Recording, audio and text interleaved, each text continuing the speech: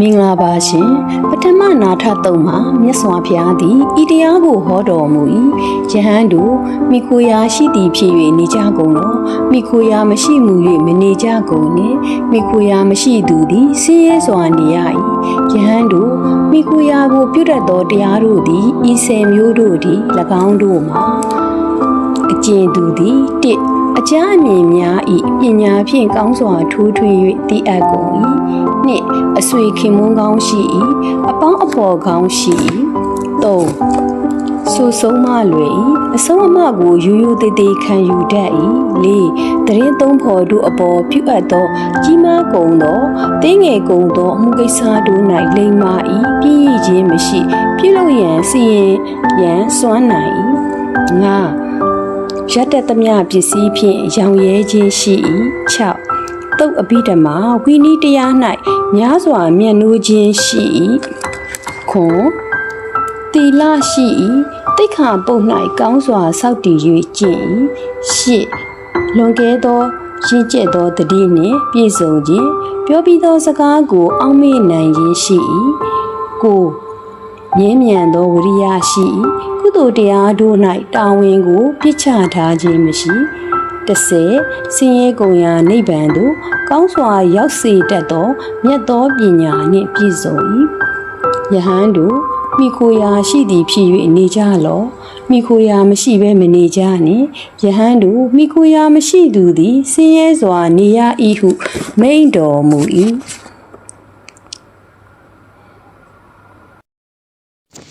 မင်္ဂလာပါရှင်မြတ်စွာဘုရားဟောကြားတော်မူသောသောတပတ္တိတံယုတ်ပုံညာပိတန္တဝေနန္ဒီယတက္ကတုလာမေ့လျော့နေသောသောတပန်တရားတော်ဖြစ်ပါတယ်ရှင်နန္ဒီယသည်မြတ်စွာဘုရားအားအရှင်ဘုရားသောတပန်၏အင်္ဂါ၄ပါးတို့အခါခတ်သိမ်းမရှိသောအရိယာတပည့်သည်မိမိလျော့နေလေးရှိသူဖြစ်ပါသလောဟုလျှောက်၏မြတ်စွာဘုရားကဤသို့ဟောတော်မူ၏နန္ဒီယသောတပန်၏အင်္ဂါ၄ပါးတို့အခါခတ်သိမ်းမရှိသောသူကိုသာသနာတော်၏အပဖြစ်သောပုထုဇဉ်အဖို့၌တည်သူဟုငါဆို၏အရိယာဟုမဆိုအပ်ပါထိုအင်္ဂါ၄ပါးနှင့်အမြဲတည်သူကိုသာအရိယာဟုဆိုအပ်၏နန္ဒီယစင်စစ်တော်ကငါ၏သာသနာတော်အတွင်း၌မိမိလျော့နေလေးရှိသောသောတပန်အရိယာတပည့်သည်လည်းရှိ၏မိမိမလျော့နေလေးရှိသောသောတပန်အရိယာတပည့်လည်းရှိ၏နန္ဒီယအဘယ်သို့လျှင်အရိယာတပည့်သည်မိမိလျော့နေလေးရှိသည်နိနန္ဒီယဤသာသနာတော်၌အရိယာတပည့်သည်မြတ်စွာဘုရား၌တရားတော်၌တန်ဃာတော်၌မတုံမလှုပ်ကြည်ညိုခြင်းနှင့်ပြည့်စုံ၏ထိုအရိယာတပည့်သည်ဘုရားတရားတန်ဃာတို့၌မတုံမလှုပ်ကြည်ညိုခြင်းဖြင့်တင်းတိမ်ရောင်ရဲ၏မကြိုးမပေါက်မပြောင်မကြားကုန်တော့တည်ကြည်မှုတမာတိကိုဖြစ်စေတတ်ကုန်တော့အရိယာတို့နှစ်သက်အပ်ကုန်တော့သီလတို့နှင့်ပြည့်စုံ၏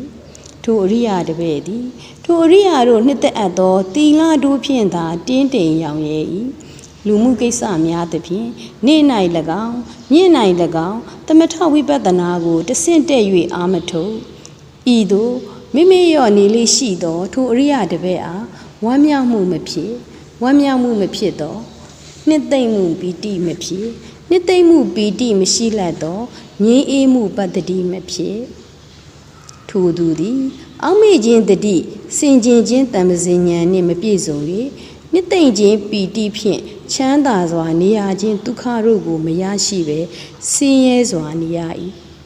ဆင်းရဲစွာနေရသူ၏စိတ်သည်မတည်ကြည်နိုင်စိတ်မတည်ကြည်သည်ရှိသောသမထဝိပဿနာတရားတို့သည်ထင်စွာမဖြစ်ကုန်သမထဝိပဿနာတရားတို့ထင်စွာမဖြစ်ခြင်းကြောင့်မိမိလျော့နေလေးရှိသူဟုခေါ်ဆိုအပ်၏နန္ဒီယအဘယ်သို့လျှင်အရိယာတပည့်သည်မမေ့မလျော့နေလေးရှိသူဖြစ်သည်။နန္ဒီယဤသာသနာတော်၌အရိယာတပည့်သည်မြတ်စွာဘုရား၌မတုံမလှုပ်ကြည်ညိုခြင်းနှင့်ပြည့်စုံ၏ထိုအရိယာတပည့်သည်မြတ်စွာဘုရား၌တရားတော်၌တန်ဃာတော်၌ထိုသို့မတုံမလှုပ်ကြည်ညိုခြင်းဖြင့်မတင်းတိမ်မရောင်ရဲမင်္ဂလာပါရှင်မဟာခန္ဓကတုမိမိကိုယ်ကိုရှာဖွေတွေ့ရှိခြင်းသည်နိဗ္ဗာန်တရားတော် မြတ်စွာဘုရားသည်ဗာရာဏသီပြည်မှဥရုဝေလသို့ကြွချီတော်မူစဉ်လန်ကီမှခဏနာ၍တောအုပ်ရှိတစ်ပင်ရင်း၌ထိုင်တော်မူထိုအခါဗဒ္ဒဝဂီမင်းသားနှင့်တငယ်ချင်းသုံးကျိတ်တို့သည်၎င်းတို့၏မယားနှင့်အတူထိုတောအုပ်၌ပျော်ပါနေကြ၏မယားမရှိသူတယောက်အတွေ့ပြိတ္တဇာမကိုခေါ်ဆောင်ခဲ့၏ထိုပြိတ္တဇာမသည်ထိုသူတို့ပျော်ပါပြီးအိမ်မောကြနေစဉ်ရွှေငွေဥစ္စာကိုယူ၍ထွက်ပြေးလေ၏နတ်နှင့်မိုးလင်းသောအခါတငယ်ချင်းတို့သည်ထိုတောအုပ်ထဲသို့လှည့်လည်ပြီးထိုမိန်းမကိုရှာကြသောအခါတစ်ပင်ရင်း၌ထိုင်နေတော်မူသောမြတ်စွာဘုရားထံချဉ်းကပ်၍မေးလျှောက်၏အရှင်ဘုရားအကျွန်ုပ်တို့သည်တငယ်ချင်းဖြစ်သူ၏ကိစ္စကိုဆောင်ရွက်သောအားဖြင့်ထိုမိန်းမကိုရှာရန်တောအုပ်၌လှည့်လည်ကြပါသည်ဟုလျှောက်၏မြတ်စွာဘုရားကထိုမိန်းမကိုရှာခြင်းနှင့်မိမိကိုယ်ကိုရှာခြင်းတို့တွင်အဘယ်ရှာခြင်းသည်မြတ်တနည်းဟုမေးတော်မူရာမိမိကိုယ်ကိုရှာဖွေခြင်းသည်ကဖြင့်ကျွန်ုပ်တို့အတွက်မြတ်ပါသည်ဟုလျှောက်ကြ၏မင်းသာထိုတို့ဖြစ်လျင်တင်တို့အားငါတရားဟောအံ့မြတ်စွာဘုရားသည်အစဉ်အတိုင်းဖြစ်သောတရားစကားကိုဟောတော်မူ၏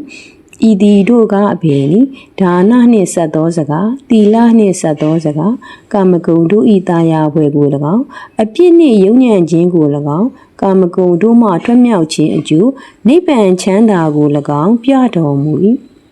မြတ်စွာဘုရားသည်ထိုဗဒ္ဒဝဂီမင်းသားတို့၌တက်ကြွသောစိတ်ယုံကြည်သောစိတ်ရှိသည်ကိုသိမြင်တော်မူ၍ကိုယ်တိုင်သိမြင်နိုင်သောတရားဒေသနာဖြစ်သောဆင်းရဲခြင်းဒုက္ခသစ္စာကို၎င်းဆင်းရဲဖြစ်ကြောင်းသမုဒယသစ္စာကို၎င်းဆင်းရဲချုပ်ရာနိရောဓသစ္စာကို၎င်းဆင်းရဲချုပ်ရာရောက်ကြောင်းအကျင့်မေဃသစ္စာမေတ္တာလမ်းစဉ်ကို၎င်းပြတော်မူ၏ထိုအခါဗဒ္ဒဝဂီမင်းသားတို့အားထိုနေရာ၌ပင်ဖြစ်ခြင်းသဘောရှိသောတရားတို့သည်ချုပ်ခြင်းသဘောရှိ၏ငါဥစ္စာမဟုတ်ဟုကိလေသာမျိုးအညစ်အကြေးကင်းစင်သောမေတ္တာနှင့်ရှင်သောတရားမျက်စိသောတပတ္တိမဉ္ဇဉ်သည်ဖြစ်ပေါ်လာ၏နိဗ္ဗာန်ချမ်းသာကိုမျက်မှောက်ပြုဆက်ရောက်ကြကုန်၏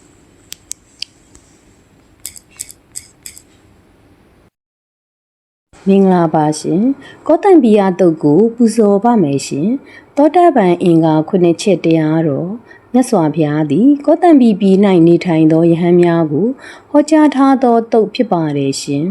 ချစ်သားတို့ထိုသူသည်မိမိတွင်ထကြွသောစိတ်မရှိဟုသိသောသူသစ္စာလေးပါးတရားများကိုကောင်းစွာသိသောသူဖြစ်သည်ထိုသူသည်နိဗ္ဗာန်ရောက်ကြောင်းအယူအနတ္တအယူကိုမိဝဲပွားများသောကြောင့်မိမိစိတ်သည်ငြိမ်းအေးခြင်းကိုရသည်ထိုသူသည်ဤဗုဒ္ဓသာသနာတော်မှလွဲ၍နိဗ္ဗာန်ရောက်ကြောင်းအယူအနတ္တအယူရှိသောအခြားသာသနာများမရှိတော့ဟုသိသည်မိမိတွင်အပြစ်ရှိခဲ့ပါကမိမိအသိစိတ်ဖြင့်ဆရာသမားများသတင်းသုံးပေါ်များထံအပြစ်ကိုဝန်ခံသည်နောင်တွင်ထိုအပြစ်မျိုးမဖြစ်အောင်စောင့်ထိန်သည်ထိုသူသည်သီလသမာဓိပညာကိုတိုးတက်စေသောအကြောင်းများကိုအခြားအရာများအလုပ်များထက်ပို၍ဦးစားပေးကာပြုလုပ်သည်ထိုသူသည်တရားနာလျင်စိတ်ဝင်တစားဖြင့်တေချာစွာမှတ်သားနာယူသည်ထိုသူသည်နာကြားရသည့်တရားဤအ내အတိတ်ပဲကိုကောင်းစွာနားလည်သဘောပေါက်သည်တရားနှင့်ဆက်သောချမ်းသာမှုကိုရသည်ချစ်သားတို့သောတာပန်ဖြစ်သူသည်ဤအင်္ဂါ9ပါးတို့နှင့်ပြည့်စုံသည်ဟုမိန့်တော်မူသည်မင်္ဂလာပါရှင်ဝိဇ္ဇာတုတ်ကိုပူဇော်ပါမယ်ရှင်အမောဟသည်ကုသိုလ်တရားဤရှေ့သွားဖြစ်ဤတရားတော်မြတ်စွာဘုရားသည်ဤတရားကိုဟောတော်မူ၏ချစ်သားတို့အဝိဇ္ဇာမောဟသည်အကုသိုလ်တရားတို့ဖြစ်ခြင်းဤရှေ့သွားဖြစ်၏အရှက်မရှိမှုအဟိရိကမထိတ်လန့်မှုအနုတ္တပသည်နောက်လိုက်တရားသာဖြစ်၏ချစ်သားတို့ဝိဇ္ဇာအမောဟသည်ကုသိုလ်တရားတို့ဖြစ်ခြင်းဤရှေ့သွားဖြစ်၏ရှက်မှုဟိရိထိတ်လန့်မှုအတ္တပသည်နောက်လိုက်တရားသာဖြစ်၏ဤအ내သဘောကိုမြတ်စွာဘုရားသည်ဟောတော်မူ၏အယူမားကိုပယ်မှအရိယာဖြစ်မည်လောကသုံးပုထုဇဉ်လောကသည်ချမ်းသာခြင်းနည်းသည်ဆင်းရဲခြင်းများသည်မိမိ၏ကိုယ်ခန္ဓာကိုအတ္တငါကိုငါဥစ္စာဟုထင်မှတ်ဆွဲလန်းနေကြသည်ပုထုဇဉ်လောကသည်ငယ်ရွယ်ချမ်းမှနုပြိုလွတ်လပ်သောဘဝကိုနှစ်သက်ဆွဲလန်းသောစိတ်ဖြင့်နေထိုင်ကြသည်ထိုဘဝကိုနှစ်သက်ဆွဲလန်းမှုကြောင့်အရွယ်တစ်ခုရောက်လာလျင်ဆင်းရဲခြင်းများဖြစ်ရသည် တည်ပြီးလင်မပြတ်ဘဝများစွာဆက်ကဖြစ်နေသည်ဟုယုံကြည်ယူဆသောသူတို့သည်ကုသိုလ်လုပ်ရန်အာတန်တော်လဲနိဗ္ဗာန်ချမ်းသာကိုရရန်အကြောင်းမရှိပါအချို့သောတည်ပြီးလင်ပြတ်သည်ဟုယုံကြည်ယူဆသောသူတို့သည်ကုသိုလ်လုပ်ရန်အာမတန်တော်လဲဆရာကောင်းနှင့်တွေ့ဆုံရလျင်နိဗ္ဗာန်ချမ်းသာကိုရနိုင်ပါသည်ယုံနံများအပေါ်ဆွဲလန်းစိတ်များရှိနေသောကြောင့်ဆင်းရဲခြင်းများစွာဖြစ်ပေါ်လာရခြင်းဖြစ်သည်ထိုဆွဲလန်းစိတ်များမရှိတော့လျင်ဆင်းရဲခြင်းလည်းမရှိနိုင်ပြီယုံနံတို့သည်မမြဲဆင်းရဲအစိုးမရသောသဘောရှိသည်ငါဤဥစ္စာမဟုတ်ငါမဟုတ်ဟုကောင်းသောပညာဖြင့်ရှုမှတ်ဆင်ခြင်သောသူသည်ဘဝများဆက်ဖြစ်နေသည်ဟုသောအယူမှားကိုစွန့်လွတ်သည်တည်ပြီးလင်ပြတ်တည်ဟုသောအယူမှားကိုလည်းစွန့်လွတ်သည်ထိုသူသည်ပုထုဇဉ်32ဘုံဘဝကိုလွတ်မြောက်ပြီးအလွန်ချမ်းသာသောအရိယသူတော်ကောင်းဘဝနိဗ္ဗာန်ကိုရသည်ဟုမိန့်တော်မူခဲ့ပါသည်